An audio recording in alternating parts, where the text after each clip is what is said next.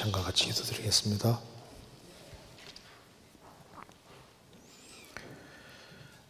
자비로우신 우리 아버지 하나님, 오늘도 저희들을 말씀 앞으로 인도해 주신 것을 감사합니다. 이 시간 주 성령께서 함께 해주시고 마음속에 여러 가지 궁금한 의문들이 해결될 수 있도록 도와주시옵소서. 이 시간이 주 안에서 귀한 시간이 되게 해주시고 우리의 신앙이 성장하는데 또 밑거름이 되고 계기가 되도록 도와주옵소서. 하나님의 말씀으로 우리 영혼을 환하게 비춰주시고 우리의 마음을 일깨워 주옵소서. 주 예수 그리스도 이름으로 기도하옵나이다. 아멘. 오늘 질문 시간이 됐습니다. 그래서 오늘 질문이 여러 개가 나와 있는데 저번에 너무 빨리빨리 질문을 답하다 보니까 그거보다 조금 상세하게 할 것은 상세하게 하고 남는 것은 또 이렇게 다음 기회에 하고 이렇게 매달마다 하니까 그렇게 하는 게 좋을 것 같아서 일단 간단하게 답할 것은 간단하게 하고 조금 자세히 할 것은 좀 자세히 말씀드리고 이렇게 하면서 해보도록 하겠습니다. 먼저 요한계시록 2장 13절을 찾겠습니다. 첫 번째 질문입니다. 요한계시록 2장 13절.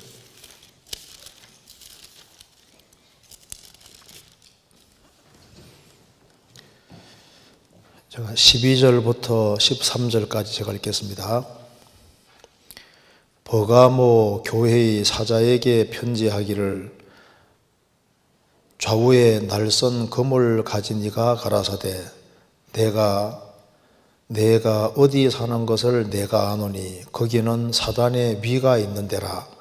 내가 내 이름을 굳게 잡아서 내 충성된 증인 안디바가 너희 가운데 곧 사단에 거하는 곳에서 죽임을 당할 때에도 나를 믿는 믿음을 저버리지 아니하였도다. 거기까지입니다. 질문 내용을 제가 읽겠습니다. 거기에는 사단의 위가 있는 데라. 초대교회 당시에 사단이 주로 활동하고 중심적으로 활동했던 곳이 버가모였다고 하셨던 말씀을 들었는데 역사상 사단의 위가 있던 곳이 어떤 경로로 옮겨져 왔는지, 우리 시대에 사단의 위가 있는 곳이 프리메이슨, 일루미나티, 예수의 이런 곳이 맞는지 등 질문을 드립니다. 이거는 영적인 세계니까 사람이 답을 하기는 참 어려우리라고 생각합니다. 근데 좀 간단하게 좀 생각을 해보겠습니다. 여기 버가모 할 때 버가모는 결혼이라는 뜻입니다. 그래서 이름도 버가모고 또 이게 여기 결혼이라는 뜻인데 지금 그리스도인들이 버가모 지역에서 이렇게 믿음을 따라서 구별되어 살다가 세상과 짝짝꿍하는 일이 있었던 것 같아요. 그래서 결합이다, 타협이다 그런 뜻입니다. 버가모 교회의 사자에게 편지하기를 좌우에 날선 금을 가진 이가 가라사대. 예수님이 나타나신 모습은 그 교회에 꼭 필요한 모습입니다. 왜 예수님이 좌우에 날선 금을 가진이라고 이렇게 나타나셨냐면은 이 버가모 교회 성도들은 확실한 믿음을 가지고 있는 것 같아요. 그런데 신앙 생활 속에서는 많은 타협이 있었기 때문에 믿음이 확실한 사람은 행실에서도 구별되어야 될 것을 주님께서 강조하신 겁니다. 그러면서 내가 어디에 사는 것을 내가 아노니, 버가모 지역의 성도들이 어디에 살고 있는지를 주님이 아신다고 하셨습니다. 거기는 사단의 위가 있는 데라, 사단의 보호자가 있는 데라. 원래 이게 사탄 하면은 우두머리 하나를 지금 말하는 겁니다. 사단의 보호자가 있는 데라. 그러니까 사단이 아주 중심적으로 활동하는 그 중심 무대가 바로 버가모 지역이라는 겁니다. 내가 네 이름을 굳게 잡아서 내 충성된 증인 안디바가, 이 당시에 충성된 증인 안디바가 이 당시에 이 지역의 감독입니다. 이 지역, 이 교회에서 가장 중점적으로 일하던 일꾼입니다. 안디바가 사단에 거하는 곳에서 죽임을 당할 때에도 이 안디바가 죽임 당했는데 노쇠 속에서 소살당해 죽었습니다. 노쇠를 이렇게 만들어서 그 속에다가 사람을 딱 집어넣고 밑에서 불을 떼면요, 이제 불을 떼면은 막 너무 막 고통스럽고 막 비명 소리가 나지 않습니까? 비명 소리가 나면은 밖에 소리 날 때는 소가 부하고 우는 식으로 이렇게 소리 나서 거기서 다 태워 죽이는 거예요. 그런데 안디바가 그렇게 죽임을 당할 때에도 끝까지 주님을 믿는 믿음을 저버리지 않았습니다. 그래서 믿음을 칭찬하고 있는 겁니다. 그런데 이제 이 버가모 지역에서는 가장 중요한 행사가 종교 행사입니다. 그래서 여기에 사탄의 보호자가 있는 데고 사탄의 중심 무대이기 때문에 사탄 숭배가 아주 이제 극성을 부리고 있었습니다. 그래서 여기 이제 이런 내용을 이제 들었다는 겁니다. 초대교회 당시에 사단이 아주 중점적으로 활동하는 곳이 바로 버가모 지역이었다. 성경에 그렇게 나와 있어요. 사단의 위가 버가모 지역이라고 나와 있으니까요. 그런데 이제 질문 내용은 이 사단의 위가 지금은 버가모 지역에 있는 게 아니지 않느냐. 그렇죠. 이게 자꾸 이제 위치를 옮기는 거니까. 근데 지금은 이 사탄의 위가 어딘가 있을 텐데 지금 어디 있겠느냐. 여기 말하기를 우리 시대에는 사단의 위가 있는 곳이 프리메이슨, 일루미나티, 예수회 이런 곳이 맞는지 이런 좀 궁금하다고 말입니다. 이게 참 좋은 질문이라고 생각이 듭니다. 여기에 이 사탄이 실제로 존재하는 자입니다. 이 사탄이 실제하고 악령이 실제로 존재해요. 그리고 이게 사탄의 중심 무대도 있는 것이 확실합니다. 예수님이 마태복음 8장에서 여우도 굴이 있고 공중의 새도 거처가 있으되 인자는 머리 둘 것이 없도다 하신 대로 여우도 굴이 있고 예수님 당시에 헤롯 왕도 왕궁이 있습니다. 그리고 공중의 새도 거처가 있대. 사탄도 지금 유대 종교가들 속에 딱 이렇게 있을 곳이 있잖아요. 그런데 인자 예수님은 머리 들 곳이 없다. 예수님은 머리 찾으러 오셨어요. 몸을 찾으러 오셨습니다. 그런데 예수님은 머리 들 곳이 없다. 아직까지 몸된 교회가 형성이 안 돼 있습니다. 그러니까 구원받은 사람은 주님 안에서 안식하고 주님은 구원받은 사람 안에서 안식하는 거예요. 그리고 마귀도 자신이 편안하게 있을 곳을 찾습니다. 자기를 영접하고 환영하고 받아들이는 곳에 들어와 있는 거예요. 그래서 사탄의 위가 있는 데다. 그렇죠. 사탄은 엄청난 조직을 가지고 있습니다. 그래서 이제 이 사탄이라는 제일 우두머리가 루시퍼가 있고, 그리고 이제 그 밑에 조직이 있는데 정사와 권세 여러 이제 조직이 쭉 있는데 지금 전 세계 나라마다 다 파송이 되어 있습니다. 사탄도 위기 질서가 질서라는 게 여기 있는데 제일 꼭대기에 사탄이 있고 그 밑에 계급으로 다 이게 나라마다 다 분포되어 있고 지역마다 개인마다 분포가 되어 있을 거예요. 그래서 아주 전능한 조직처럼 보이지만은 일사불란하게 딱 움직이는 엄청난 조직이 있습니다. 그 옛날에 다니엘이 페르시아 지역에서 하나님께 간절히 기도할 때 그 기도를 가브리엘 천사가 가지고 내려왔잖아요. 내려오다가 막혔습니다. 왜냐하면 페르시아 제국을 다스리는 그 마귀가 딱 막는 거예요.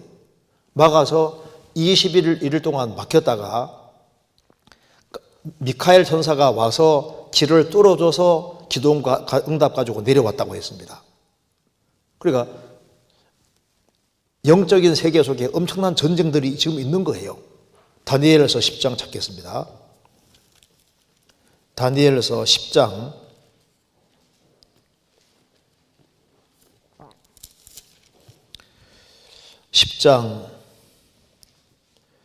12절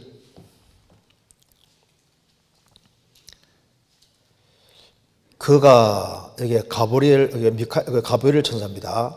그가 내게 이르되 다니엘아 두려워하지 말라. 내가 깨달으려 하여 내 하나님 앞에서 스스로 겸비케 하기로 결심하던 첫날부터 내 말이 들으신 바 되었으므로 내가 내 말로 인하여 왔느니라. 그런데 바사곡 군이, 이 바사곡 프린스가 그 마귀 세계에서 상당히 높은 존재를 말하는 겁니다. 바사곡 군이 21일 동안 나를 막았으므로, 그 가브리엘 천사를 막았으므로 내가 거기 바사곡 왕들과 함께 몰려 있더니 군장 중 하나, 천사, 여기 군은 천사입니다. 천사. 군장 천사장 중에 하나 미카엘이 와서 나를 도와줌으로 이렇게 되죠. 그러니까 가브리엘 천사가 좋은 소식을 가지고 이제 내려오려고 하는데 턱 막힌 거예요. 왜? 바사국 군 때문에. 그래서 군장 중 하나인 미카엘, 군장 중 하나, 천사장 중에 하나가 미카엘인데, 미카엘이 도와줘서 이제 기도응답을 가지고 내려왔다 그 말입니다. 그 뒤에 다니엘서 12장 찾겠습니다. 12장 1절에 그때 7년 혼란입니다. 그때 내 민족 이스라엘 민족을 호위하는 대군이죠. 군은 천사인데 큰 대자입니다. 대군 천사장입니다. 유다서 1장에 천사장 미카엘이 있지 않습니까? 그러니까 대군 천사장입니다. 대군 미카엘이 일어날 것이요 이스라엘을 도와주기 위해 일어난다고 말입니다. 또 혼란이 있으리니 7년 혼란입니다. 이는 개국 이래로 그때까지 없던 혼란일 것이며 전무후무한 혼란이다 그 말입니다. 그때 내 백성 중 무릇 책에 기록된 모든 자가 구원을 얻을 것이라. 그래서 7년 혼란 속에 이스라엘 사람 중에 14만 4천 명이 구원될 거다 이렇게 말했습니다. 그러니까 여기에 페르시아 배후에 마귀 세력이 딱 있는 거예요. 그러니까 사탄이고 그 사탄 밑에 위기질서가 쫙 있어서 페르시아라는 나라 지역을 딱 통할하고 배후에 작업하는 아주 엄청난 세력이 있었던 겁니다. 그게 맞기 때문에 이제 내려오다가 응답이 다 막힌 거예요. 그래서 천사장 미카엘이 길을 뚫어줘서 내려왔다 그 말입니다. 그러니까 이걸 보면은 나라마다 사탄이 그 밑에 부하 조직 가지고 있어서 다 이렇게 나라마다 다 파송시켜 놓고 지역마다 또 개인마다 파송시켜 놔서 이제 전 세계를 집어삼키기 위해서 자기들의 계획을 추진해 나간다는 걸 알 수 있지 않습니까? 그래서 성경에 저 뒤에 한번 찾아보시겠습니다. 요한일서 5장 19절.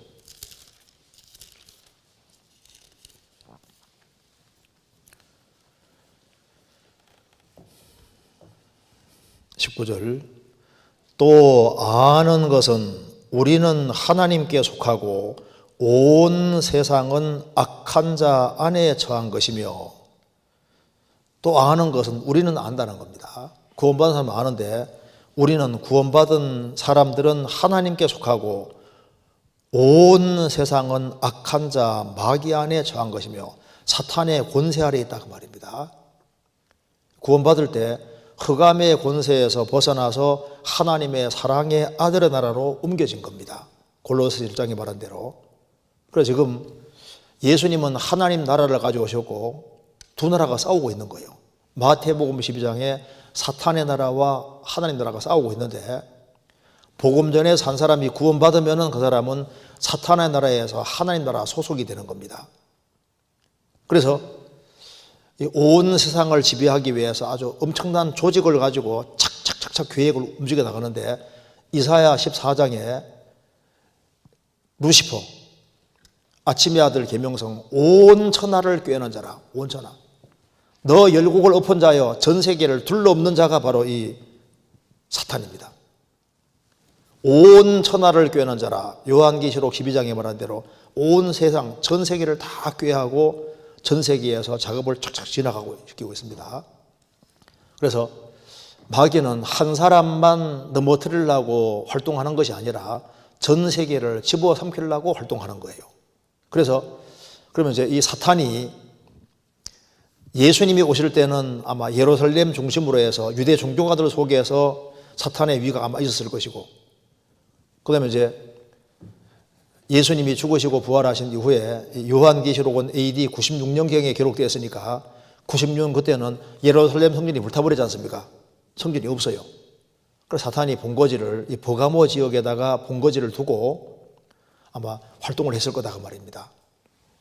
그리고 이제 그 다음에는 사탄의 중심 부대가 어디일까? 뭐 성경에 정확히 나와 있는 거 없으니까 역사적으로 이제 계속 옮겨갔을 거다 그 말입니다.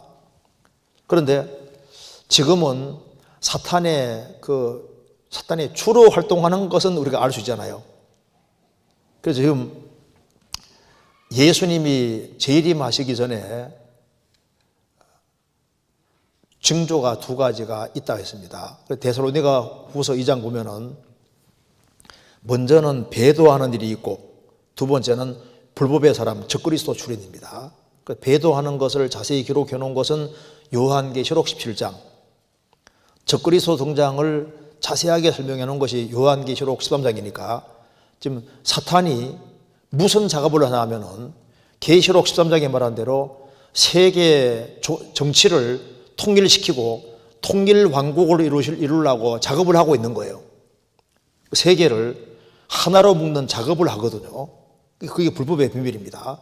그래서 적그리스도를 웅립하는 것이 자기의 계획이고, 또 한 가지는 계시록 17장에 말한 대로 종교를 통합시켜서 하나님을 등지는 종교 체제를 만드는 것 자체가 사탄의 계획입니다. 그래서 정치를 하나로 묶어서 한 세계 정부를 만들고, 그리고 세계 종교를 뚫어뭉쳐서 하나로 만드는 것이 사탄의 계획이니까 이 일을 하는데 마귀가 매진하고 있으니까 이것을 돕는 세력들, 그런 사람들은 사탄 앞잡이 노릇을 하는 것이 맞죠. 그래서 지금 여기 질문한 대로 프리메이슨이라든가 일루미나티라든가 예수회라든가 세계 종교를 통합하는 데 앞장서고 세계 정치를 하나로 묶어서 통일 정부를 만들려고 하는 그 배후에 사탄의 세력이 있고 사탄이 작업을 하고 있는 것은 맞습니다. 그런데 사탄의 위가 구체적으로 어디냐, 그건 성경에 나온 것이 없고 어딘가 사탄이 중심을 두고 하는 곳은 분명히 있을 거예요. 그래서 지금 우리는 예수님이 다시 오시기 전에 먼저 두 가지 징조가 있다고 했는데, 바로 적그리스도가 세계를 통일시키기 위해 하나로 묶는 작업, 계시록 13장, 세계가 하나 되어가고 결국 표받는 거, 그거 우리 미리 보고 있잖아요. 그 다음에 계시록 17장, 세계의 종교가 통합되어가는 거 보고 있습니다. 거기가 귀신의 초소라고 성경에 나와 있잖아요.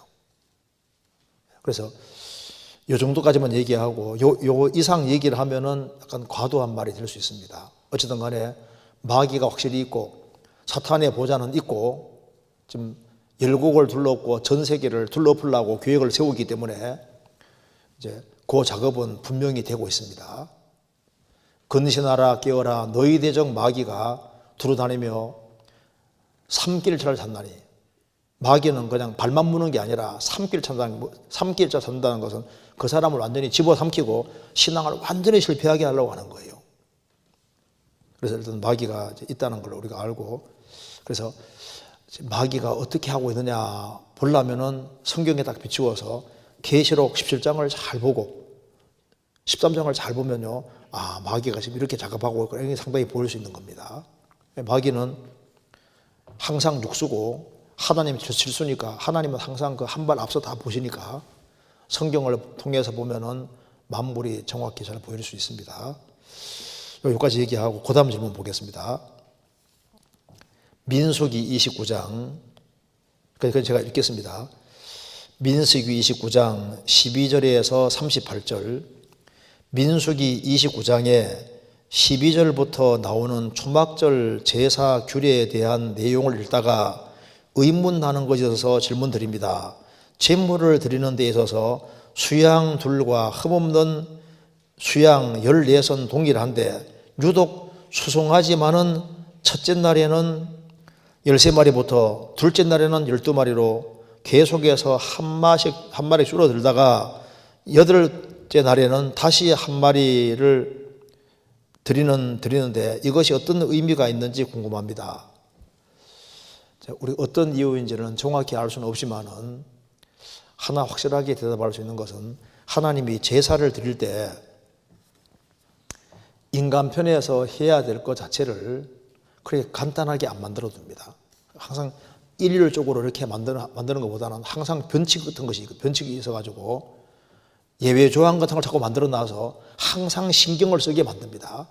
오늘은 13마리 들였으면 그 다음 날은 습관적으로 하는 게 아니라 12마리, 그 다음 11마리 자꾸 쭈쭈쭈 이렇게 해가지고 이렇게 신경을 매번 신경을 쓰게끔 항상 만들어 놨습니다. 왜 그러냐 하면은 하나님은 영이십니다. 하나님은 원리가 아니거든요. 하나님은 마음이 들어가지 아니하면은 하나님과 관계없는 것이 됩니다. 그래서 모든 것이 습관적으로 되어지면은 하나님과 관계없이 되는 거예요. 그래서 하나님께서는 하나님과 하나님 일에 관계되는 것은 항상 신경을 쓰도록 이렇게 만들어 놨습니다. 왜 일률적으로 하지 않냐 하면은 뭐든지 일률적으로 하면요 시간 지나가면 마음이 빠져버려요. 그래서 제사 보면요 굉장히 아주 번거롭게 되어 있습니다. 복잡하게 되어 있고 정신 바짝 차리게 만들어 놨습니다. 말라기 1장 보시겠습니다. 말라기 1장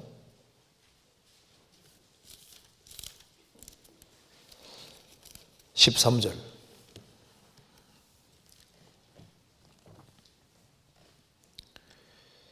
만군의 여호와가 이르노라 너희가 또 말하기를 이 일이 얼마나 변폐스러운고 하며 겉웃음을 하고 토색한 물건과 저는 것 병든 것을 가져왔느니라 너희가 이같이 헌물을 가져오니 내가 그것을 너희 손에서 받겠느냐 여호와의 말이니라. 만군의 여호와가 이르노라 너희가 또 말하기를 이 일이 얼마나 범폐스러운고. 제사장들 레위인 제사장들이 성막에 관계되는 일을 하는데 이 일이 얼마나 범폐스러운고. 이게 무슨 말입니까? 왜 이렇게 짐스러우냐 그 말입니다. 이게 도대체 무슨 고통이란 말이냐. 왜 이렇게 사람을 피곤하고 힘들게 하냐. 왜? 굉장히 까다롭게 되어 있거든요. 성막 봉사하면서 하는 얘기입니다. 하나님의 성막에 제사 드리는데 이렇게 드리고 저렇게 드리고 막 칼을 어떻게 갖다 대고 어디까지 잘라내고 막 복잡하게 되죠. 매번 신경을 계속 이렇게 만들어 놨습니다. 그러니까 굉장히 까다롭게 만들어 놨습니다. 그래서 얼른 보면 이게 너무 번거롭게 느껴지고 수월하게 되질 않는 거예요. 왜 이렇게 하나님이 복잡하게 만들어 놨느냐? 줄이 또 복잡합니다. 이 이유가 뭐냐면은 하나님의 마음을 좀 헤아려 알아야 되는데 하나님은 크고 위대하신 진짜 살아계신 하나님입니다. 그래서 하나님은 하나님이기 때문에 잠언 23장에서도 내 아들아 너의 마음을 내게 주며 마음이 들어가지 않고 정성이 들어가지 아니하면 하나님과 관계가 없게 되는 거예요. 그래서 그냥 형식적으로 습관적으로 되어지는 걸 다 맞게 만들어 놨습니다. 성막 봉사 정말 복잡하게 되어 있습니다. 그래서 매번 제사장들은 항상 신경을 쓰고 그렇게 하지 않으면 항상 실수하게 되어 있는 거예요. 그래서 하나님과 관계되는 일은 아주 세심한 마음, 정성된 마음, 온전한 마음 그런 것을 요구하기 때문에 자연인은 이걸 싫어한다니까요. 그래서 주님을 사랑하는 마음이 있어야만 까다롭고 복잡해도 아주 정성된 마음을 가지고서 기쁘고 즐거운 마음 가지고 이렇게 하는데 성막 마음에 딱 떠나면요 정말 번거롭고 까다롭게 되어 있거든요. 그래서 얼마나 범폐스러운고 이렇게 되는 거예요. 자, 세상 일은 습관적으로 할 수 있잖아요. 그래서 선생님이다. 그러면 이제 뭐 계속 이제 뭐 죄송한 얘기지만 어떻게 이렇게 울고 먹는 사람도 있을 수 있거든요. 맨 똑같은 걸 똑같이 얘기하고 그 마음에 안 들어가도 이제 가르칠 수 있을지도 몰라요. 그런데 목회 이런 건 안 됩니다. 목회 이런 것은 자기 마음과 정성이 하나도 안 들어가는 상태에서 설교하면 퉁치는 소리가 나오고 그거는 주님과 또 아무 관계없게 되고 영혼에도 아무 영향도 미칠 수가 없어요. 하나님은 원리가 아닙니다. 하나님은 그냥 습관적으로 하면은 무조건 됐다 하는 그런 분이 아니에요. 하나님은 영이시기 때문에 마음을 원하시고 그래서 구원받을 때도 너희가 전심으로 나를 찾고 찾으면 나를 만나리라. 구원받을 때도 전심이고 구원받고 난 이후에도 주의 일을 하는 데는 전심이 필요한 전심. 반드시 마음이 들어가도록 요구하시는 겁니다. 과부가 두렵던 늘 늘 때도 주님이 제일 좋아하신 이유는 부자는 풍작한 중에 헌금을 넣는데 과부는 가난한 중에 구차한 중에 생활비 전부를 넣었다. 생활비 전부 두렵더니 한 1,000원도 안 되거든요. 주님은 제일 많이 넣었다 했습니다. 왜? 그게는 주님을 향한 확실한 믿음에다가 자기 자신을 주님께 정말 의지하는 그 믿음, 주님을 향한 사랑 모든 걸 다 보셨기 때문에 이게 두렵더니 주님 볼 때 정말 아주 크게 이게 왜? 마음이 크게 들어가니까. 그래서 형식적으로 발바닥만 왔다 갔다 하면요 관계없어요. 이사야 1장에도 이스라엘은 매 성회 때마다 모입니다. 1년에 3차 열심히 모이는데 너희가 무수한 재물을 가져오는데 나와 무슨 상관이 있느냐.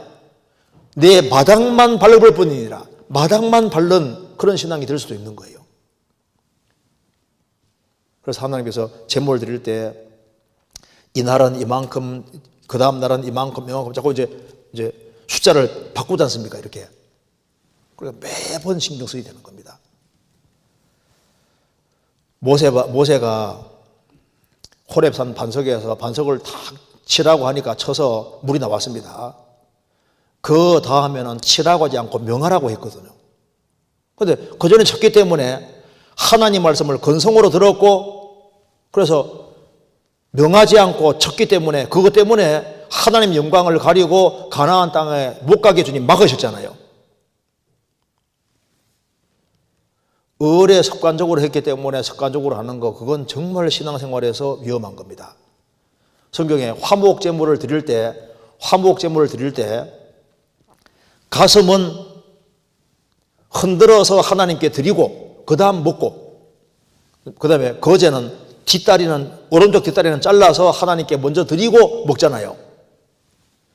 왜 화목제는 그리스도인들의 신앙생활을 가르치는 건데 구원받은 이후에는 하나님과 화목한 생활이지 않습니까? 가르치는데 왜 가슴을 드릴 때 흔들어서 드리게 하냐. 흔들어서.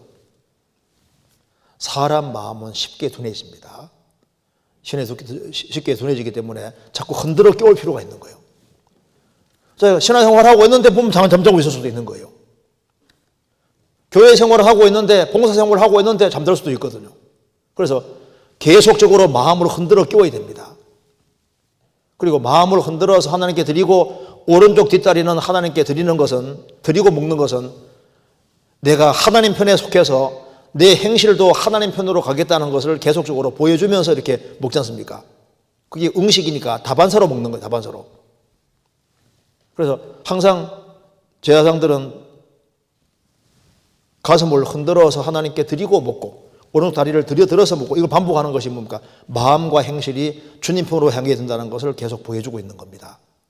그래서 성경에 시편금으로 연주하되 공교히 연주할지다. 공교히라는 말 자체가 그게 마음과 정성이 들어가는데 하나님은 마음이 들어가는 걸 기뻐하십니다.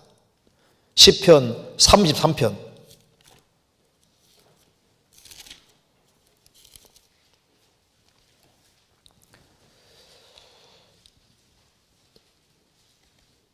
2절 수금으로 여호와께 감사하고 열줄 비파로 찬송할지어다. 새 노래로 그를 노래하며 즐거운 소리로 공교히 연주할지어다. 여기 수금으로 여호와께 감사하고 열줄 비파로 찬송할지어다. 기타보다 10줄 비파는 훨씬 하기 어렵습니다. 줄이 10개나 있으니까요. 그러니까 뭔가 복잡한 거 할 때는요, 마음과 정성이 훨씬 더 많이 세심하게 돼야만 연주가 돼도 공교 연주할지어다. 주님 뭐 공교한 연주가 좋아라서기보다도 공교한 연주할 때 거기에 마음과 정성이라는 게 들어가잖아요. 그게 가치가 다르다니까요. 그래서 어떤 일을 할 때도 하나님 앞이기 때문에 마음을 드리고 마음과 성품과 뜻과 목숨을 다해서 할 때 거기에는 속에 있는 것이 들어가기 때문에 하나님 그걸 기뻐하시는 거예요. 하나님은 절대 껍데기 육체가 아닙니다. 영이시기 때문에 하나님 사람 속을 다 보시는 거예요. 그래서 신령과 진정으로 예배하기 원하고 중심이 확실하게 바르게 돼 있는 걸 원하고, 그래서 주님을 사랑하는 마음으로 되어지면은 복잡한 것을 해도 힘들지 않게 느끼시는 거예요. 그 마음이 빠져나가면요, 그 복잡한 거 하기 싫은 거예요. 성경도 주님 사랑하는 마음이 있으면 읽는 게 좀 쉬운데, 사랑하는 마음 없으면요, 도대체 뭐 이래 복잡한 책이 있어 하면서 있잖아요. 성경 읽으면서 불평불만을 계속 늘어놓습니다. 성막에 봉사하면서도 마찬가지. 봉사하면서도 투덜투덜대고 왜 꼭 이렇게 규칙을 이렇게 만들어 놨냐고. 그 사실을 인간 위에 그렇게 해놓은 거예요. 하나님이 받을 수 있는 것이 되도록 하기 위해 그렇게 하시는 겁니다. 네, 그렇게 하고 그 다음 질문 보겠습니다. 최근에 전도를 하다가 전도 대상자가 사람이 살인하는 것이 죄인가? 자살한 죄도 하나님께서 용서하신 세상 죄에 포함이 되느냐 하는 질문에 당연히 포함된다고 말을 했는데, 그렇죠? 세상 죄에 자살한 죄도 포함되겠죠? 그렇지 않습니까? 온 세상 죄인데. 했는데 자살이 왜 죄인지 제대로 설명을 하지 못한 것 같습니다. 자신이 이제 상대방에게 자살이 왜 죄인지는 제대로 설명하지 못한 것 같습니다. 성경적으로 자살하는 것에 대해서 언급하신 말씀이 있는지, 자살이 죄라는 것에 대해서 어떠한 말씀이 근거가 되는지 궁금하여 질문드립니다라는 질문입니다. 여기서 이제 전도 대상자와 이제 얘기하다가 자살이 왜 죄인지 그거 설명해달라니까 막상 말문이 막혀서 자살이 왜 죄인지 제대로 설명하지 못한 것 같습니다. 출애굽기 20장에 살인하지 마라. 살인하지 마라고 명령하셨습니다. 그러니까 살인하지 마라는 것은 남만 죽이는 걸 말하는 게 아니고 자신 생명도 죽이는 게 포함됩니다. 왜냐하면 생명은 하나님께 속한 것이기 때문에요. 그래서 하나님은 생명이라는 걸 주신 분이기 때문에 생명을 취해가는 권리는 하나님만 가지고 있는 겁니다. 만일 하나님이 가지고 있는 권리를 인간 자기가 행사하면 월권이 되고, 욥기 1장에도 생명을 주신 분도 하나님이시고 취해가는 분도 하나님입니다. 그러니까 욥이라는 사람과 욥의 자녀 생명을 주신 분도 하나님이시고 욥의 자녀의 생명을 취해가는 분도 하나님이다 그 말입니다. 생명은 하나님께 속한 것이고 인간에게 속한 것이 아니에요. 그래서 다니엘서 5장에 왕의 호흡을 주장하시고 벨사살 왕의 호흡도 주장하신 분이 하나님이십니다. 그래서 성경 사도행전 17장에 하나님은 생명과 호흡과 만물을 친히 주시는 자이십니다. 하나님은 생명 주시고 호흡과 만물 다 주신 분입니다. 사람에게 생명이라는 걸 주셨는데 이 생명을 인간은 취해가면은 생명에 대한 고난은 하나님이 가지고 계시는 거예요. 욥은 10명의 자녀가 죽고 재산이 다 날아갔을 때 너무너무 힘들어서 어찌하여 내게 생명의 빚을 주셨는고 그렇게 말하고, 너무나도 힘드니까 하나님이 자기 목숨을 취해가기는 원했지만은 자기는 죽을 수는 없었습니다. 왜? 하나님 주신 생명이기 때문에 죽을 수 없는 거예요. 엘리야도 바알 선지자, 아세라 선지자와 싸워서 엄청난 승리를 거둔 이후에 결과가 없는 것처럼 보이니까 낙담이 됐습니다.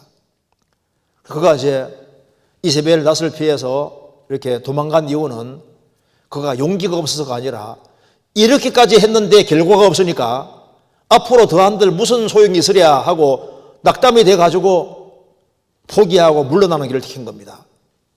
그래서 그는 로뎀나무 아래에서 스스로 죽기를 구했습니다. 그렇잖아요. 그러니까 자기가 죽고 싶지만 죽을 수는 없는 거예요. 왜? 생명은 하나님께 속한 거니까.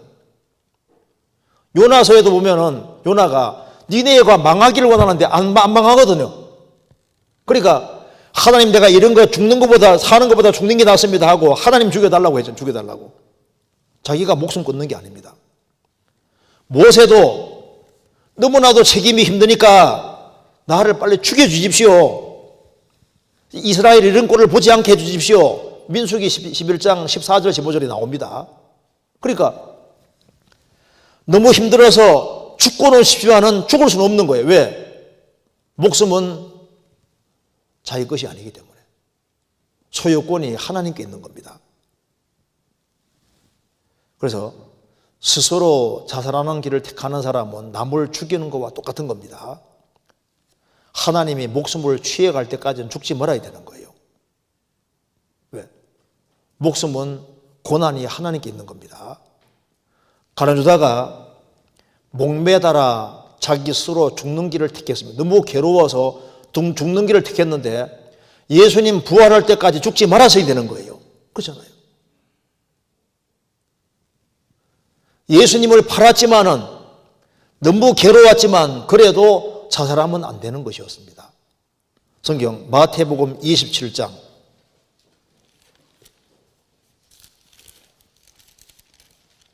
5절입니다.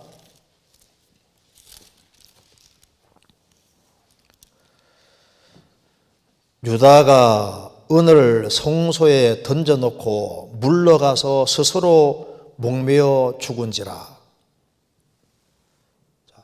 여기 그러니까 스스로 목매어 죽었으니까 자살입니다.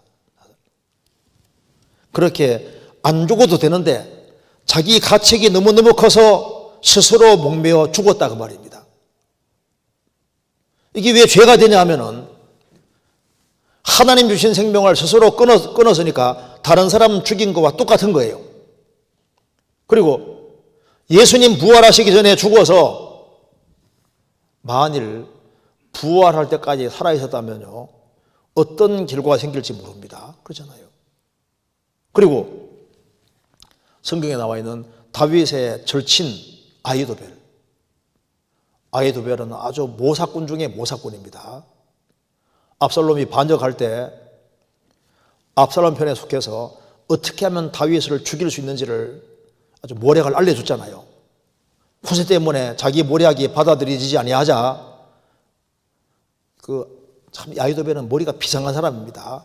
그러니까 우리 계획은 실패했다. 일단 압살롬은 패했고 나는 갈 곳이 없다. 그걸 금방 알아차렸기 때문에 그럼 어떻게 할 거냐? 왕을 거스렸으니 내가 죽는 것밖에 뭐가 더 있겠냐, 결과가. 그러니까 스스로 자살하는 길을 택하는데 그것도 어리석은 것이었습니다. 사무엘하 17장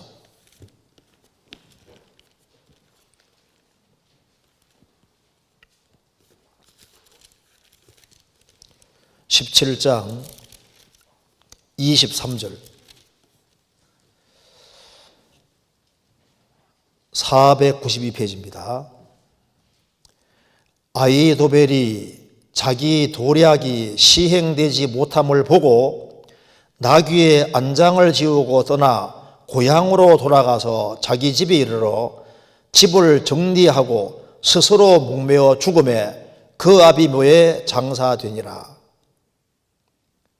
머리가 너무 잘 들어가도 문제예요. 잘 들어가도 결국은 다윗이 이겼고 자기는 다윗을 반역했으니까 반대편에 섰으니까 대적자가 됐고 이제 그러면 내가 갈 길은 뭐 죽는 길밖에 없다 이런 생각했는데 그때 정말 하나님께 용서를 철저히 구하고 돌이켰으면 얼마나 좋아요.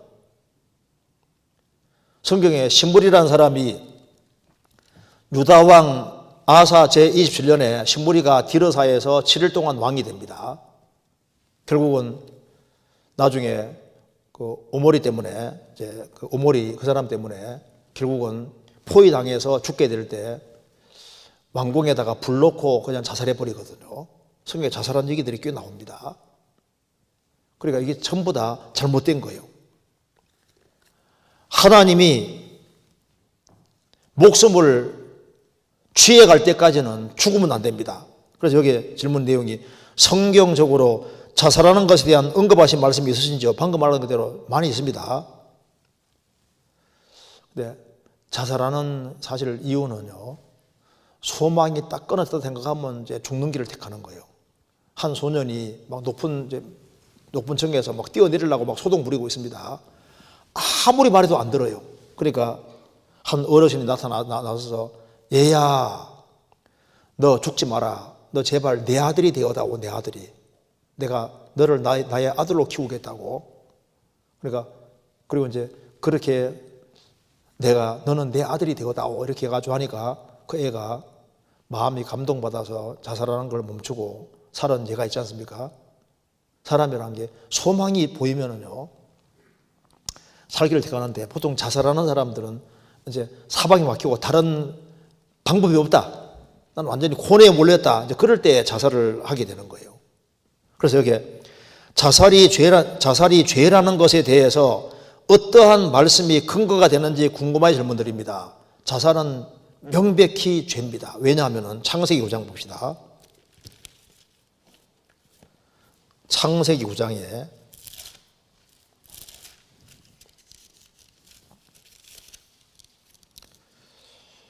(9장) 6절입니다.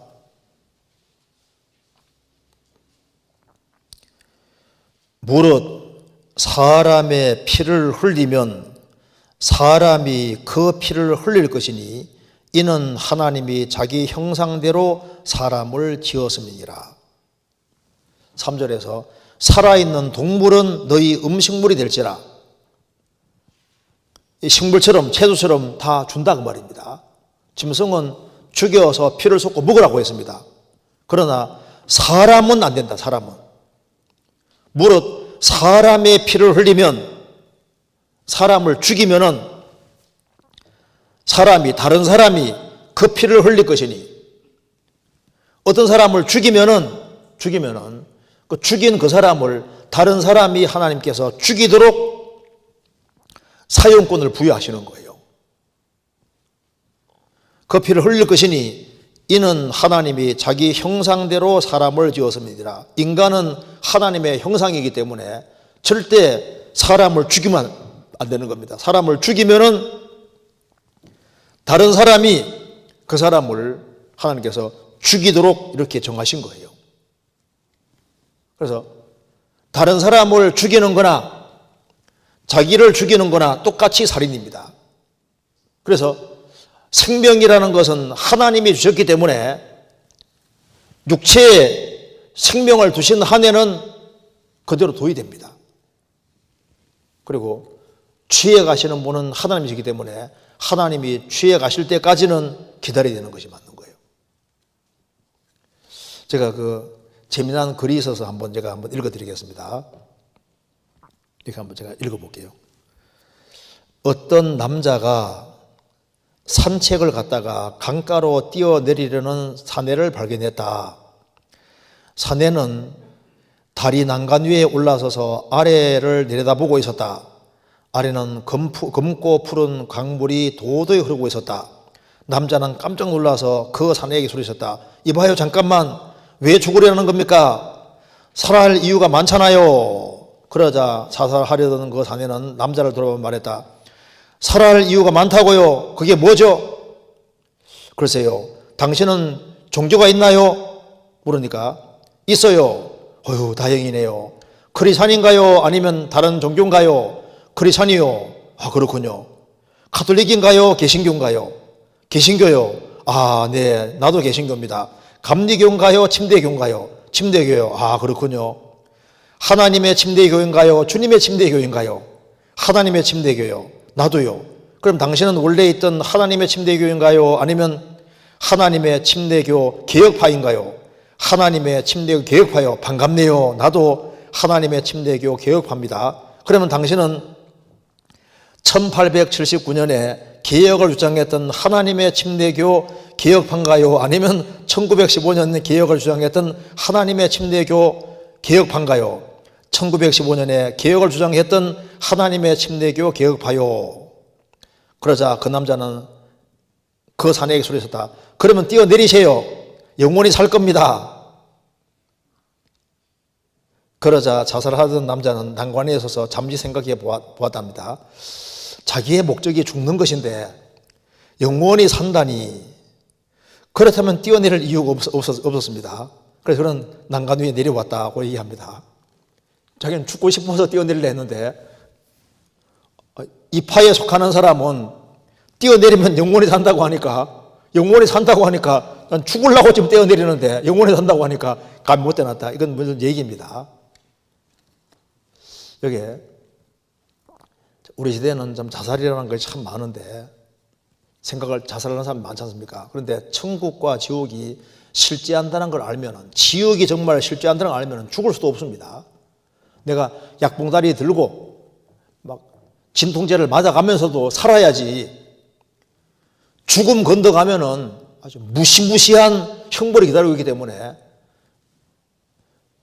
죽는 것보다 어떤 경우든 살아있는 게 훨씬 나은 거예요. 구원 안 받은 사람은 죽으면 안 됩니다. 죽으면은 큰일 날 일이 벌어지는 거거든요. 어떤 경우든 살아서 기업고 구원받아야 되는 겁니다. 우리나라에도 지금 자살률이 점점 높아지고 있습니다. 제가 통계해 보니까 2008년에는요, 하루에 33명꼴로 자살했답니다. 2008년에. 하루에 33명. 얼마나 많은 거예요. 우리나라에 자살 사이트도 있고,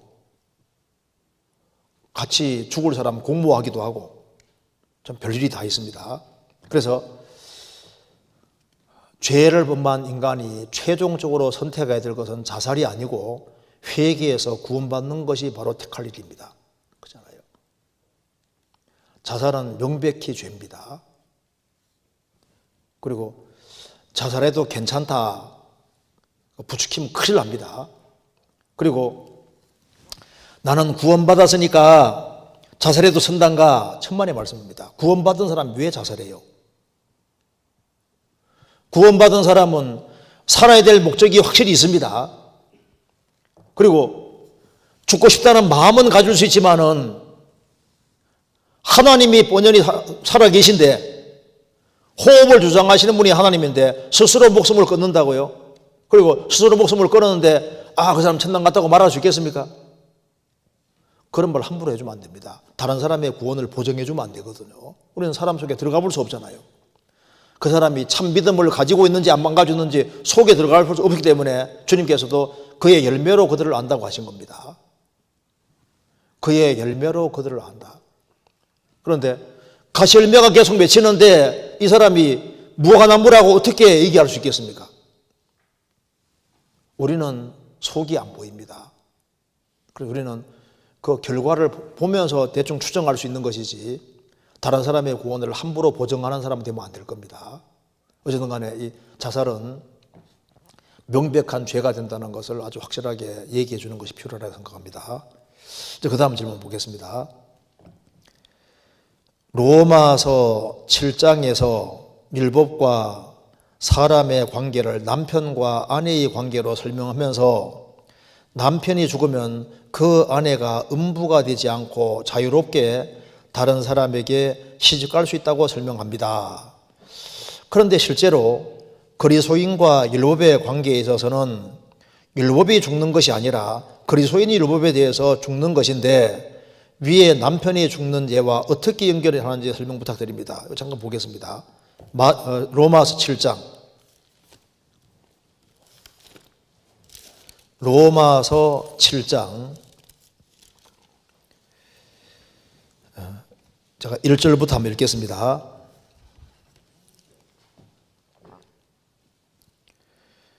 형제들아, 내가 법 아는 자들에게 말하노니 너희는 율법이 사람의 살 동안만 그를 주관하는 줄을 알지 못하느냐.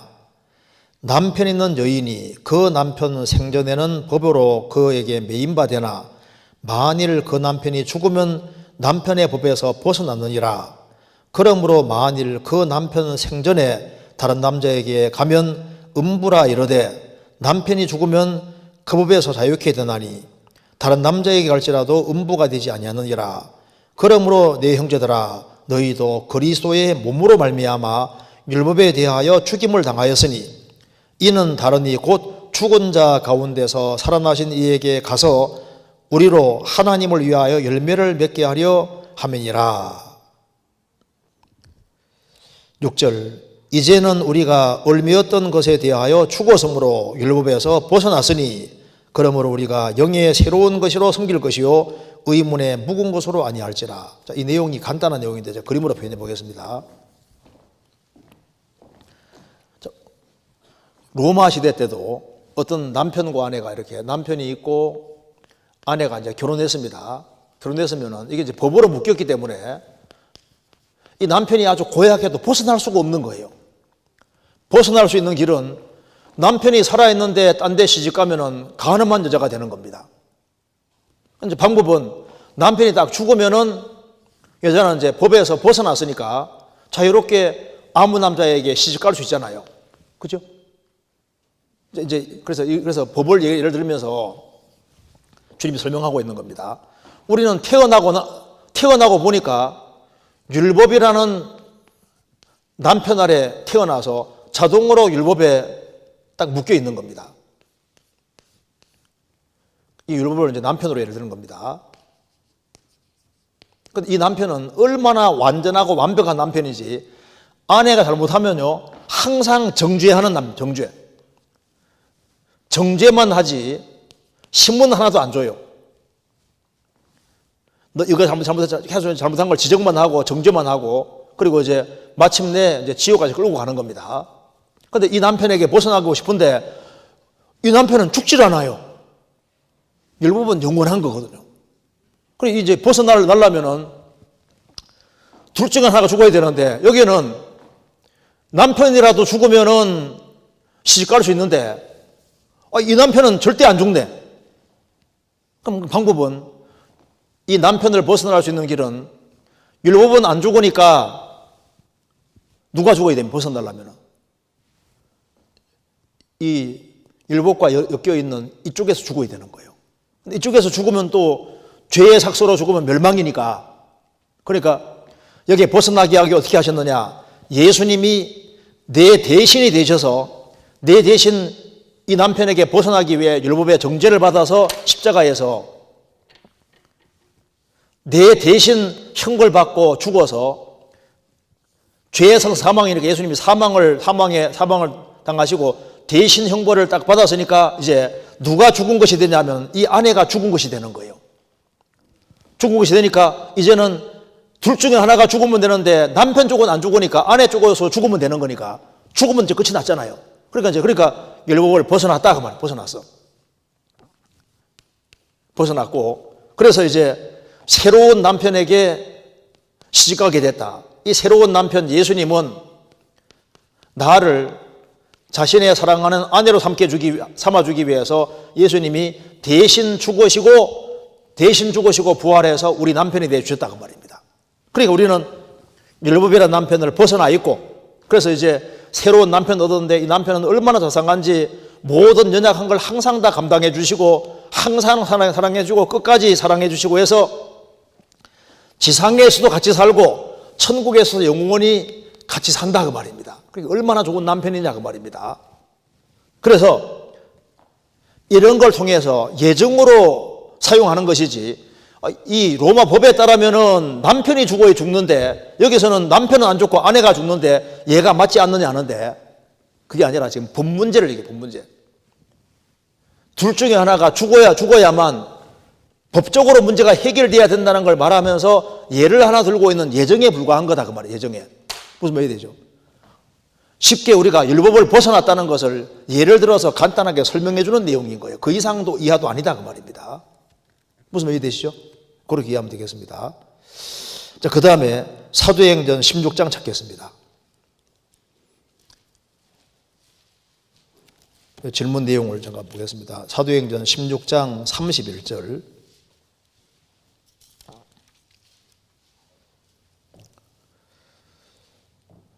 (30절) (31절) 제가 읽겠습니다.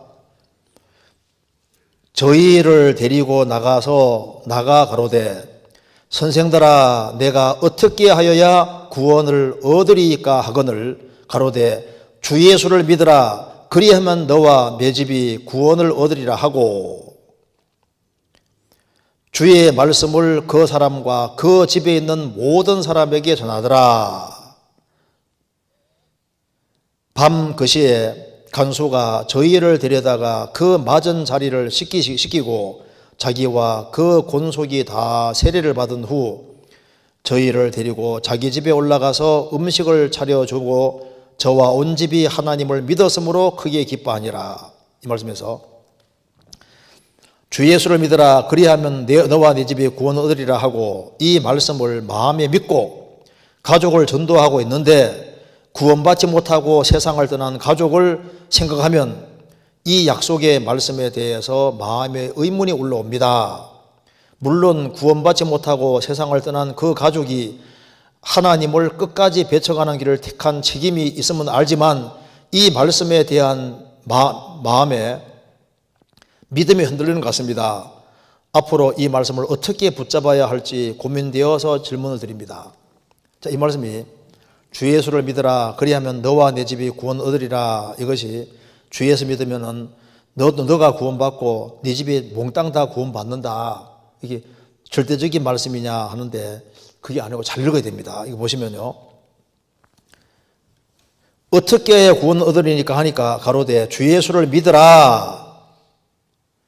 그리하면 주 예수를 믿으라.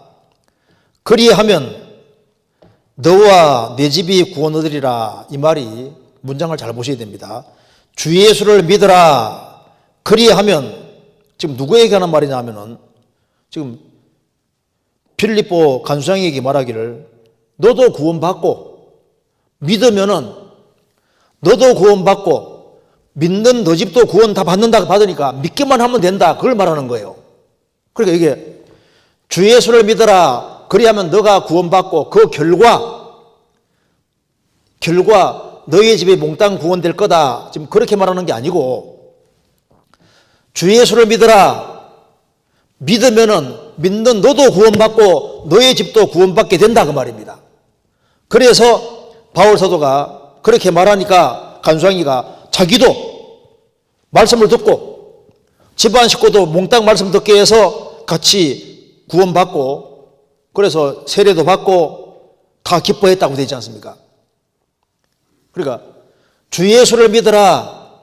그리하면 너가 구원받고 너가 이제 구원받으면은 이렇게 간단하게 되잖아요. 그러니까 자기 집안 식구들도 당연히 전도하게 되고 그래서 대체로 한 사람이 구원받으면은 자기 혼자 있을 리가 없으니까 자기 집안 식구들에게 복음 전해서 집안 식구들이 대다수 구원받는 일이 생기지 않습니까? 그런데 이것이 주 예수를 믿으면 네가 믿으면은 너가 믿으면 절대적으로 네 집안 식구들이 몽땅 다 구원받는다 그 말이 아니잖아요. 주 예수를 믿으라. 그리하면은 믿는 너도 구원받고 너의 집안 식구도 믿기만 하면 구원받으니까 너도 구원받고 식구 전도 하면 너의 집안 식구도 믿기만 하면 구원될 거니까 답은 간단하게 돼 있다. 지금 이렇게 말하고 있는 거잖아요. 이 말 이해되시죠? 그러니까 이 문장 자체에서는 문제가 없다니까요. 그러니까 주 예수를 믿으면은 너도 구원받고 너가 구원받은 결과로 너희 집안 식구도 몽땅 구원될 거다. 지금 이렇게 말하는 게 아니고 주 예수를 믿으라. 그리하면 믿는 너가 구원받고 너희 집도 믿기만 하면 구원받는 거다. 지금 그걸 말하는 거다 그 말입니다. 이거 이해되시죠? 그래서 역사적으로 실제로 한 사람이 구원을 확실히 받을 때 주님은 그 집안 식구들을 구원할 계획을 가지고 있는 거예요. 그러니까 한 사람이 구원받으면요, 한 사람이 구원을 딱 받으면은 주님은 그 집안 식구들에게도 복음 전해줄 통로로 삼으려고 하시는 것이 맞고, 한 사람이 구원받으면은 30명, 60명, 100명을 구원의 길로 인도하려고 하나님은 계획하시고 한 사람을 구원시키는 거예요. 한 사람이 구원받으면은 그 사람이 신앙생활 잘하면은 믿기만만 구원받으니까 주변 사람들과 접촉하는 가운데서 이 똑같은 생명의 복음을 전해서 구원받도록 하려고 이렇게 하시는 거다 그 말입니다. 그러니까 이 구절 때문에 나는 열심히 노력했는데 집안 식구 중에 하나가 끝까지 안 믿어 구원 안 받았다. 그렇다면 이 구절 잘못된 거냐? 아니요. 어떤 사람은요, 그렇게 아내가 끝까지 잘하는데 끝까지 늦어가는 사람도 있습니다. 끝까지 안 믿는 가는 사람도 있어요. 그러니까 성경에서 믿음은 모든 자의 것이 아니라고 했습니다. 주님은 유다를 끝까지 사랑하는데 예수님 가장 가까이 있던 유다, 3년 반 동안 주님이 그렇게 사랑해 주셨음에도 불구하고 끝까지 안 믿는 길을 택하잖아요. 너희 중에 믿지 않는 자들이 있느니라. 끝까지 안 믿어요. 집안 식구 중에 집안 식구들이 다 행복하게 살아가고 구원받아 좋아하는데 한 사람은 끝까지 안 믿습니다. 끝까지. 유다같이 안 믿는 사람이 있어요. 그럼 그렇다고 해서 이 성경을 잘못했느냐? 아니에요. 주 예수를 믿으라. 그리하면 너와 내 집이 구원받으리라. 그러니까 이제 그런 구원받을 수 있는 가능성이 너무나도 많이 있고, 그러니까 또 하나님이 특별히 역사하시니까 기어코 전도해야 될 것을 말씀하시는 건데, 너가 구원받으면 그 결과 자동으로 다 구원받는다 그런 뜻은 아니다 그 말입니다. 이거 이해되시죠? 그러니까 이 구절 때문에 이건 고민될 게 없어요. 지금 여기 상황 잘 보세요. 간수하기가 여기 있는데 어떻게 하리까? 내가 구원받기 위해서 어떻게 해야 되겠습니까? 라고 물으니까 답은 간단하다. 주 예수를 믿으라. 그리하면 너도 있고 집안 식구도 있지 않느냐? 믿기만 하면 너와 내 집이 다 구원받을 수 있는, 믿기만 하면 되는 거다. 지금 그 얘기를 하는 거예요. 믿기만 해요. 믿으면 아주 단번에 이루어지는 거니까, 확실히 믿으면은 너도 구원받고 너의 집도 구원받을 수 있는 거다 하니까 간수형이가 좋아가지고 있지 않습니까? 자기 집에 초청해가지고 기어코 같이 말씀 같이 구원받잖아요. 무슨 소리 이해되시죠? 네, 그 다음 질문 봅시다. 교회 안에서 봉사를 하고 있는데 마음에 가책이 되는 죄로 인해 봉사를 중단해야 하겠다는 생각이 들었습니다. 말씀을 들을 때 양심에 항상 찔리고 그 부분에 대한 말씀이 나오면 마음이 늘 불편합니다. 정리하지 못한 죄를 가지고 봉사하는 것이 과연 옳은 것인지, 그래도 계속 봉사를 하는 것이 옳은 것인지 말씀으로 교제 부탁드립니다. 여기에 교회 안에서도 봉사를 하고 있는데 마음에 가책이 되는 죄가 있다. 그래서 그 죄 때문에 봉사를 중단해야 되는 생각이 든다. 그런데 말씀을 들을 때 항상 양심이 찔리고 그 부분에 대한 말씀이 나오면 마음이 불편하다고 했습니다. 그래서 정리하지 못한 죄가 있는데 이 상태에서 봉사를 하는 것이 과연 옳은 것인지, 그만둬야 될지, 계속하는 것이 옳은 것인지 이 말씀으로 교제 부탁드립니다. 그런데 이것이 이제 구체적으로 무슨 죄인지를 알 수는 없는데요. 일단 우리가 한번 개괄적으로 한번 생각을 해보겠습니다. 한 사람이 구원을 받는 것과 주 안에서 봉사하는 건 조금 다른 이야기입니다. 구약시대 때 아론 제사장의 자녀들은, 아들들은 무조건 제사장이 되거든요. 그런데 아론의 아들로 태어났다는 것은 무조건 제사장인데 제사장 봉사하는 건 다른 겁니다. 신약시대 때 거듭난 크리스찬들은 다 왕같은 제사장들입니다.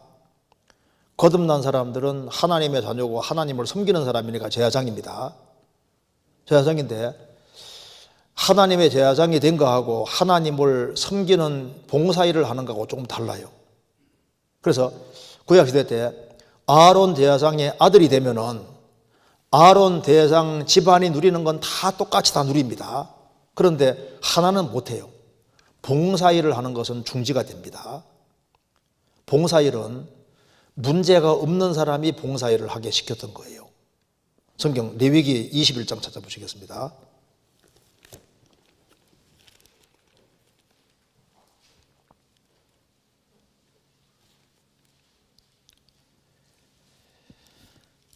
레위기 21장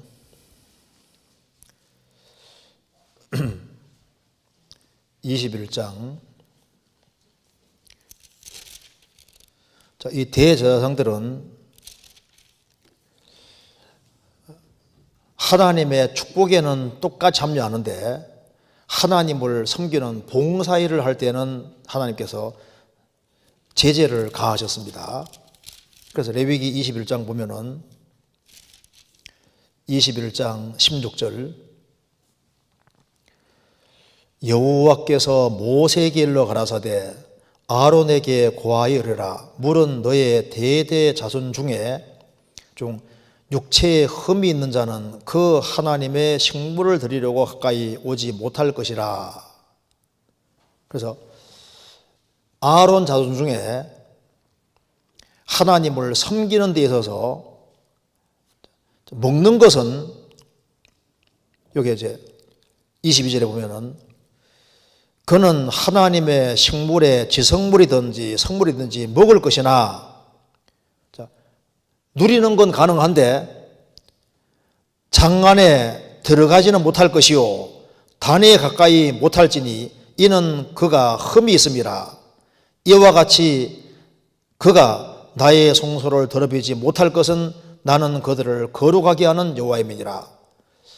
아론의 집안 사람들은 제사장으로서 하나님의 지성물을 얼마든지 먹을 수 있고 축복에는 참여한다. 그렇지만은 봉사일을 하는 데는 하나님이 육체에 흠이 있는 사람은 제지시켰습니다. 이게 뭘 말하냐면은 죽으시고 주님 부활하신 이후에 거듭난 사람들은 제사장인데 거듭난 사람으로서 하나님의 축복은 참여하지만은 그렇지만은 하나님을 섬기는 봉사일을 하는 데서는 신앙적으로 무슨 문제가 있는 사람은 봉사일에는 이제 자격에서 이제 이렇게 그 일을 하지 못할 것을 미리 보여주는 겁니다. 그래서 이스라엘은 육체를 구별시켰고 그걸 통해서 신령한 걸 설명해 주고 있는 겁니다. 그럼 여기에 어떤 것이 있는 사람을 하나님께서 일 못하게 만드셨냐 하면은 그게 18절 무릇 흠이 있는 자는 가까이 못할지니 곧 소경이나 일단 소경은 봉사일을 못하게 했습니다. 신약시대에 그리스도인들이 봉사일을 하려고 할 때 눈이 흐리면요 제사장이지만은 분별력이 흐리면은 섬기는 데 문제가 될 수 있습니다. 하나님을 섬기고 봉사하는 일에 분별력이 있어야 되고 그래서 멀리 보지 못하면은 그러면은 봉사일을 하는 데는 문제가 있습니다. 영적으로 밝아야 되거든요. 눈이 점점 밝아지는 사람, 영적으로 밝아지는 사람이 봉사일을 활발하게 할 수 있고 바르게 할 수 있는 겁니다. 그리고 절뚝발이나 이게 무슨 말이냐면 좌로나 우러나고 치우치는 사람. 잠언 4장 끝에 좌로나 치우치지 말라고 했는데 절뚝발이는 안 된다는 것은 신앙생활 하는데 자꾸 저는 사람 있잖아요. 바르게 가다가 계속 곁길로 가고 바르게 못 걸어요. 합당히 행해야 되는데 그렇게 하지 못하면은 이제 이게 봉사생활 하는데 문제가 생길 수 있는 겁니다. 그 다음에 코가 불완전한 자나 지체가 더한 자나 그러니까 코가 불완전한 자, 그 다음에 몸의 지체가 더한 자, 뭔가 비정상적인 것이 있는 사람은 어려운데 신약시대로 교훈하면은 이게 정신적으로 약간 잘못되어 있는 사람이 있을 수도 있습니다. 이제 그런 사람이 뭔가 건전한 사고방식을 가지지 아니한 사람이 하나님 말씀에 승복하지 않는 사람이 봉사일을 할 때는 문제가 생기잖아요. 어떤 사람은 지체가 더한 것처럼 다른 교리를 항상 가지고 있거든요. 순전치를 못해요. 다른 교리 같은 거 하나를 딱 붙잡고 성경에 덧붙이지 마라 그러는데 엉뚱한 교회 하나 붙잡고 있으면요, 그 사람 길게 봉사 못합니다. 그리고 그 뒤에 발 부러진 자나 손 부러진 자나, 아니, 발이 부러지면은 손이 부러지면 어떻게 봉사할 수 있겠습니까? 주님이 붙잡으라는 걸 잘 붙잡고, 그리고 발이 튼튼한 사람, 주님이 명령하는 걸 잘 실행할 수 있는 사람, 손이 바르게 되어 있고 발이 바르게 되어 있고 이렇게 해야지, 그래야지 신앙생활을 잘할 수 있잖아요. 영적으로도 그렇습니다. 그 다음에 곱사등이나, 이 말이 이제 이렇게 등이 굽은 곱사등이 같은 사람은 무거운 걸 못 드는 것처럼 이게 아예 무게를 감당할 수 없는 사람이 있습니다.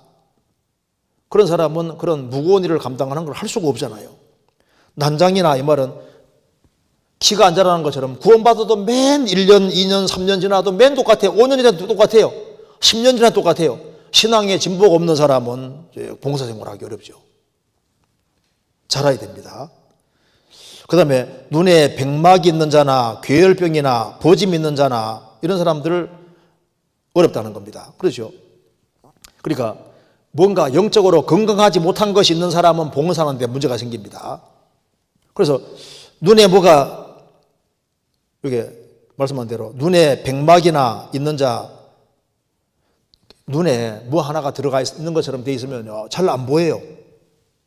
어느 사람은 남을 너무 쉽게 판단하는 사람이 있습니다. 그런 사람이 어떻게 봉사를 쉽게 할 수 있겠습니까?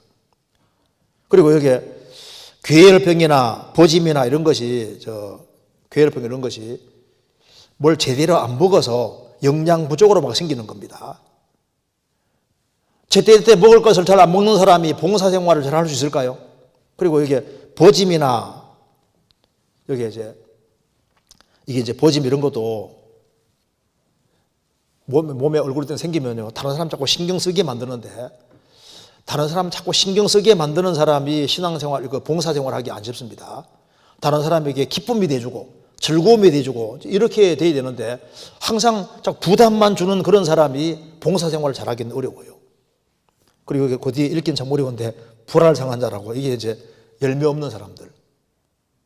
그러니까 열매가 있어야 되는데 열매 같은 것이 없고, 이제 이런 사람들은 이제 봉사 직분에는 빼놓은 이유가, 이것이 왜 그렇게 해놨냐면은, 이게 이제 신약 시대, 이거는 하나님께서 육체를 통해서 예를 드신 것이고, 신앙생활 속에서 이제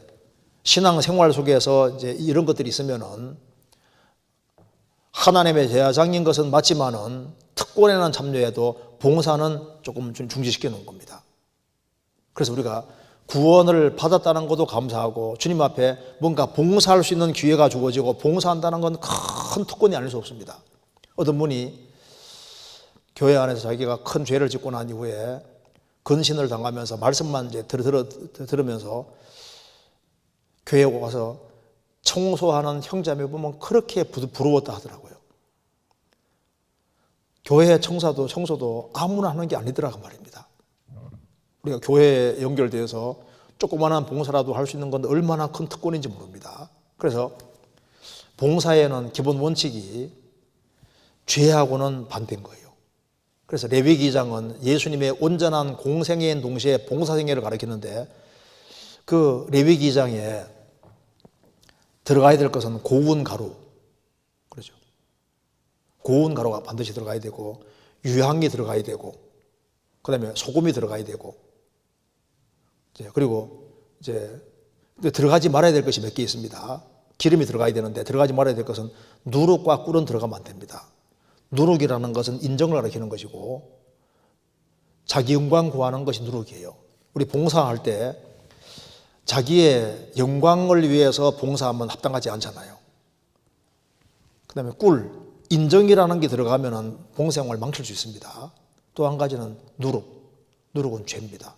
그러니까 죄가 들어가면 봉사생활을 못하게 만드는 거예요. 그래서 만일 갈라디아에서는 누룩을 뭐라고 했냐면은 잘못된 교리를 누룩이라 했거든요. 잘못된 교리를 갖고 들어와 있는 사람이 봉사생활을 하면은 길게 할 수 있을까요? 못합니다. 그리고 고린도전서 5장에는 고린도 교회에는 도덕적인 누룩이 들어왔는데 괴무하고 살고 있는 거예요. 성경에서 그리스도인이 술 취하면서 봉사를 할 수 있느냐? 못하죠. 막 뒤에서 막 후욕하고, 막 뒤에서 막 아주 험담하고 욕하고, 막 그걸 아주 계속 하는 사람들이, 그런 사람들이 봉사를 할 수 없잖아요. 그러니까 도덕적으로 큰 죄가 있다든가, 그 다음에 교리적으로 잘못된 교리를 가지고 있는 사람은 봉사 생활을 길게 할 수가 없습니다. 그리고 잘못된 죄를 가지고서, 그리스도인들이 지어서는 안 되는 죄가 있는데 그런 죄를 가지고서 봉사하면요, 길게 못합니다. 그걸 주님 앞에서 빨리 돌이키든지, 돌이키지 아니하면은 주님 자신이 교회를 깨끗게 하기 위해서 정리하는 일도 있는 거예요. 그래서 레위기 14장에 보면은 이제 돌집을 예를 들면서 돌집에 색점이 바랬으면은 가장 직무를, 집안에 있는 물건을 빼내고 7일 기다립니다.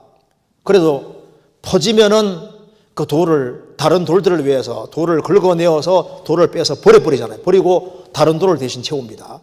교회는 벽돌집이 아니라 돌집입니다. 교회는 예수님 모퉁이 돌이 되시고 구원받은 한 사람 한 사람은 산돌로서 연결이 되고 있는데, 신령한 교회가 이루어지는데 거기에 색점이 바라고 죄가 바라면 주님이 딱 기다립니다. 근데 이것이 퍼져서 다른 사람에게 영향을 준다고 생각이 딱 들면 주님이 간섭하셔서 빼내시고 다른 돌로 대신 채우는 일들이 있는 거예요. 자, 교회는 주님이 주인으로 계시고 살아 역사하고 계십니다. 주님이 다 보고 계시거든요. 그래서 이스라엘 백성들이 가나안 땅 정복할 때 가나안 7민족 정복하는 과정에서 적을 쳤는데 숨어드는 적들이 있잖아요. 동굴이나 수풀에 숨어들면 찾아낼 수 없는데 그때 주님이 왕벌을 앞서 보내서 동굴 속에 들어가도 왱 하고 들어가서 공격하니까 다 튀어나오는 거예요. 수풀에 들어가 튀어나옵니다. 다 끄집어내서 주님이 다 정리하셨습니다. 주님이 역사하시는 교회에는 주님이 두루 역사하시는 것이 사실이기 때문에 잘못된 것을 고집하고 이렇게 하면요, 다 드러나요. 사람이 드러나지 않게 해도 어떤 방법으로 드러나게 만드십니다. 그래서 그리스도인들이 아주 큰 죄 짓는 것을 조심해야 됩니다. 성경 이사야 52장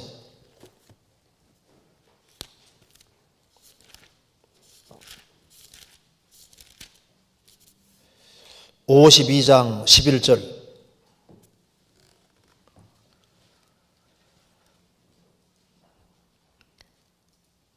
너희는 떠날지어다 거기에서 나오고 부정한 것을 만지지 말지어다 그 가운데서 나올지어다 여호와의 기구를 매는 자여 스스로 정결케 할지어다. 그래서 봉사와 정결은 이렇게 연결이 되어 있습니다. 그래서 사소한 죄 같은 경우는 돌이키면 문제가 안 될 겁니다. 또 뭐 성격상으로 나오는 죄들이 있을 수 있지 않습니까? 성범상으로 나오는 사소한 죄들, 그런 것들은 마음을 상하게 한 경우는 즉시 사과하고 돌이키면은 봉사도 할 수 있어요. 그런데 작은 죄를 할지라도 그걸 고치지 않고 그걸 습관화시키면은 그게 길게 봉사하는 걸 막습니다. 그래서 습관적으로 화를 내고 습관적으로 폭언을 하고 말다툼하기를 좋아하고 그렇게 봐요. 그렇게 하면요, 길게 좀 시간 지나가면요, 주님이 이상하게 못하게도 막을 수 있는 거라고요. 그리고 내가 구원받기 전에 이성을 사귄 경우가 있고 구원받고 난 이후에 이성을 사귀는 것도 있는데요. 구원받기 전에 이성을 사귄 사람은 그걸 봉사생활을 계속하면은 자꾸 이제 마음에 양심이 걸릴 수 있거든요. 그러니까 이제 구원받을 수 있는 기회를 충분히 주고 안 되면은 정리를 다 해야 될 거 아니에요. 성경에 믿지 않는 자와 멍에 매지 말라고 하시잖아요. 그리고 구원받고 난 다음에 구원받지 아니하는 사람 자꾸 사귀고 이렇게 하면 봉사하면서 떳떳하지 않거든요. 그럴 경우에는요, 믿을 수 있는 기회를 이미 구원받고 난 다음에 이성의 친구를 이렇게 사귀고 이렇게 해가지고 전도하려고 이렇게 해가지고 잘 될 리가 없을 거예요. 잘 되는 건 아주 극히 드문 경우입니다. 그렇게 해서 뭔가 봉사는 하면서 자꾸 마음에 주님 보시기에 합당하지 않고 한다 생각하면요, 자꾸 양심에 끓이낄 수 있는 거라고요. 그런데 그런 문제에 대해서도 주님하고 기도하는 가운데 있지 않습니까? 기도하는 가운데 어느 것이 옳은 것인지, 어느 것이 바른 것인지 그런 걸 잘 생각해서 중심에 확실하게 건물 딱 그을 때 걷고, 우리가 봉사하는 주님 앞에서는 손해보면 안 됩니다. 그건 지혜로운 게 아니에요. 근데 이제 구체적으로 이게 뭔지를 알 수가 없으니까 일단 조금 이렇게 의논해야 되겠다 싶은 것이 있으면요, 전도인하고 이렇게 의논하는 게 좋을 수 있어요. 그래서 절대 봉사할 수 있는 기회 주었을 때 봉사를 이렇게 쉽게 그만두는 것은 그건 어리석은 겁니다. 왜냐하면은 봉사할 수 있는 기회가 또 항상 주어지는 것도 아니고, 또 봉사에서도 미끄러져서 다시 봉사하는 것도 쉬운 것도 아니거든요. 그래서 어디까지 이르렀든지 그대로 행하라는 말씀대로 뒤로 물러가지 말고, 그리고 이 봉사하는 일이 너무너무 중요한 거예요. 우리가 주님에 관계되는 것은 아무리 작은 거라도 너무나도 큰 겁니다. 그래서 작은 죄 같은 경우도 돌이키지 않고 계속해서 가지고 있으면 그게 문제가 될 수 있습니다.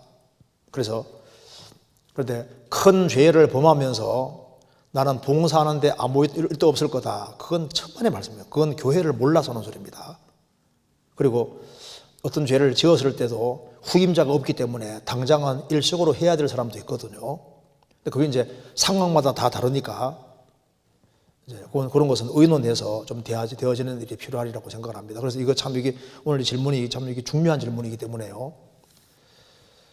구원을 받을 때도 낮은 마음, 자기가 작은 자가 돼야 되고, 구원받고 난 다음에 봉사하는 데도 정말 조심스럽게 봉사를 해야 됩니다. 왜냐하면 이건 영혼에 관계되는 거기 때문에 너무나 소중하고, 그냥 뭐 아무런 육신적인 마음 가지고 그런 식으로 하면은 그 봉사를 잘못 생각하는 겁니다. 그러니까 적어도 교회 안에서 되어지는 것은 굉장히 다 소중한 일이지만은 영혼에 관계되는 것은 작은 일도 작은 일이 아니에요. 그래서 내가 바울 사도도 자신이 쓰임받지 못할까 봐 자신 몸을 쳐서 복종한 것처럼, 우리도 남에게 전파한 후에 자기가 쓰임받지 못하면 무슨 소용이 있겠습니까? 우리는 주님께 잘 보이려고 사는 거예요. 주님께 쓰임받는 사람이 되어야 되거든요. 필요 없는 사람이 되면 안 되지 않습니까? 그리고 지금 여기에 질문하는 내용을 봐서는 양심의 가책을 계속 가지고 있다는 것은 영혼이 살아있고 마음이 살아있다는 증거인 거예요. 주님이 이제 그런 마음을 가지고 있는 걸 또 굉장히 기뻐하실 겁니다. 또 이제 20대 같은 경우는요, 그 이제 이 이성 문제 때문에 아주 막 골치를 썩는데 그 주님 잘 아셔요. 그런 갈등과 어려움이 있다고 해가지고 일을 또 금방 그냥 두는 것도 지혜로운 게 아닙니다. 뭔가 모색할 점을 찾고, 또 주님이 봉사 일을 계속 하면서 할 수 있는 길을 찾고, 너무 고민이 되면 같이 또 의논도 하고, 그렇게 해서 슬기롭게 헤쳐나가는 게 필요합니다. 그리고 너 부족한 게 있으니까 너 같은 인간은 틀려서 하고 쉽게 그만두게 하는 그 말도 쉽게 들으면 안 됩니다. 자기 양심도 너무 믿으면 안 되거든요. 양심도 말씀에 비추어 생각해 봐야 되는 거예요. 마귀는 그리스도인들의 그 위치에서 밀어내려고 하거든요. 어떤 사람은 양심이 너무너무 밝아서 그만두지 않아도 되는데 그만두는 사람도 있다니까요. 그것도 지혜로운 게 아니거든요. 부족한 거 누구든지 있죠. 누가 완벽해서 신앙생활 하는 거 아니고 완벽에 전도하는 건 아니지 않습니까? 그런데 저거 주님 앞에서 무엇이 옳은지 그런지 자기 양심이 알고 있기 때문에 우리가 주님 앞에서 기도해도 답이 안 나온다고 하면은요, 이렇게 오래된 분들, 그런 분들 도움을 좀 받는 것도 필요해요. 그래서 어쨌든 간에 내가 현재 주님이 주신 일을 잘 붙잡고 슬기롭게 잘 넘어가고 끈을 끊고 해서라도 일을 잘 하는 것이 필요할 겁니다. 뭐 봉사할 사람 많은데 내가 뭐 안 해도 되겠지 하고 봉사 이렇게 기회가 주어졌는데 그걸 뒤로 물리는 그것도 지혜가 아닙니다. 우리가 조금만 봉사 하나 했는데 이게 나중에 어떤 결과에 연결될지 아무도 몰라요. 우리 예를 들어 봅시다. 초등학교 학생이 여기 이제 초등부에 봉사하는데 내가 여기 한 1년간 그냥 봉사했다. 그런데 그 애들이 알게 모르게 이제 영향을 받아서 이렇게 해서 나중에 전도인 하나가 생겼다. 그러면요, 전도인이 일생 동안 전도할 때 거기에 초등학교 이제 초등부 거기에 봉사한 교사들, 그런 사람들은 그냥 1년밖에 봉사 안 했지만 그 봉사가 죽을 때까지 계속 따라다니고 저 위에까지 계속 간다니까요. 우리 교회 안에서 조그만 것을 봉사를 하루를 했다, 하루로 끝난 게 아닌 거예요. 하루로 한 거 자체가 다 연결되어 있기 때문에 이게 줄줄이 연결돼 가지고 쫙 연결되는 거라니까요. 우리 수원교회당 만들 때 헌금을 한 사람, 뭐 단돈 10만 원을 했다 하더라도 이게 건물 만드는데 사용이 됐고 이 건물이 활용이 매주마다 되고 수시로 되고 할 때 그 좋은 결과가 나올 때마다 거기에마다 이자가 다 붙는 거예요. 영원히 붙는 거예요. 그러니까 이 봉사가 다 영원으로 연결되기 때문에 어떤 죄의 탁을 의미해서 나는 봉사 같은 거 안 할래, 그것도 완전히 속는 거라니까요. 다른 걸 끊는 한이 있을지라도 봉사를 해야죠. 봉사를 할 수 있는 기회 가지고 주님 섬길 수 있는 기회 주어지면 얼마나 좋은 거예요. 물론 어려운 상황이 있을 사람도 있을 거고, 하지만은 그래도 계산을 잘해서 가장 지혜롭게 우리가 봉사할 수 있는 기회를 잡고, 그래서 우리가 열매가 될 수 있다면 바울 사도는 나는 뭐든지 안 가리겠다, 그런 말씀대로 뭔가 주님 가장 보람되게 살 수 있는 길을 찾아야 되는 겁니다. 그래서 우리가 어떤 손해를 보더라도 회개하라면 회개하는 게 지혜로운 거예요. 주님이 내게 맡기신 거라는 확신이 있으면은요, 그걸 끝까지 맡고 이겨나갈 생각을 하고, 그리고 이런 가치가 생기는 게 있으면 이렇게 질문도 내놓고 얼마나 좋아요. 그럼 같이 기도하고, 같이 생각하고, 좀 더 이렇게 이제 이런 다시 한번 생각해보고 검토할 수 있는 그런 기회도 주어지지 않습니까? 어쨌든 간에 우리가 이제 봉사하는 문제는 죄하고 연결되어 있습니다. 근데 지금 이거는 양심의 가책 문제지 무슨 큰 죄를 짓는 것은 아니라고 생각이 드는데요. 근데 주님이 이런 질문도 아주 기뻐하리라고 생각을 합니다. 예, 오늘 여기까지 하고 다른 질문은 또 다른 날 이렇게 하도록 하겠습니다. 같이 기도하시겠습니다. 자비로우신 우리 아버지 하나님, 저희들을 구원해 주시고 주님 몸된 교회 안에서 주님을 섬기며 살게 해주시는 것을 감사합니다. 오늘 여러 가지 질문이 나왔습니다.